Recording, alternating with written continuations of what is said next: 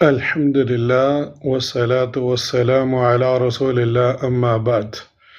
کیا میں اور آپ چاہتے ہیں کہ اللہ ہم سے راضی ہو جائے؟ یقیناً ہم یہ چاہتے ہیں۔ تو آئیے بہت سارے اعمال میں سے ایک ایسا عمل جو ہم روزانہ کرتے ہیں۔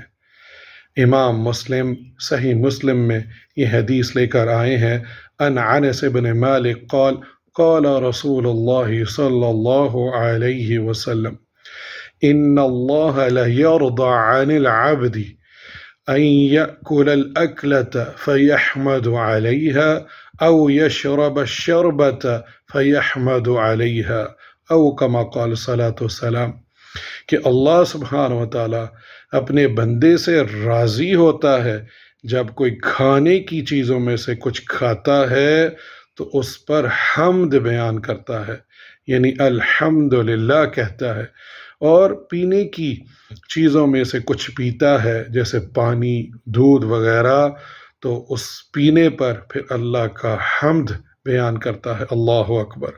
یہ کتنی ہی عظیم حدیث ہے، اور اللہ اس پر راضی ہوتا ہے جو کھانے اور پینے کی چیزوں پر اللہ کا شکر ادا کرے، یعنی الحمدللہ۔ یہ ہم عمل روزانہ کرتے ہیں، اور کیا ہی بات ہو ہم ایک ایک لقمے پر اور ایک ایک گھونٹ پر اللہ کی حمد بیان کریں اور اللہ ہم سے راضی ہو جائے۔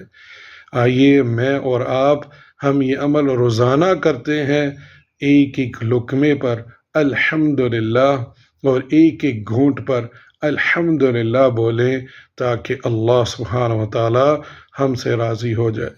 یہ بہت ہی عظیم حدیث ہے، ہمیں اس پر عمل کرنا چاہیے۔ اللہ سبحانہ و تعالی ہمیں ان میں شامل کرے جو حدیث مبارکہ کو سمجھتے ہیں، پڑھتے ہیں، حفظ کرتے ہیں اور پھر اس پر عمل کرتے ہیں۔ آمین۔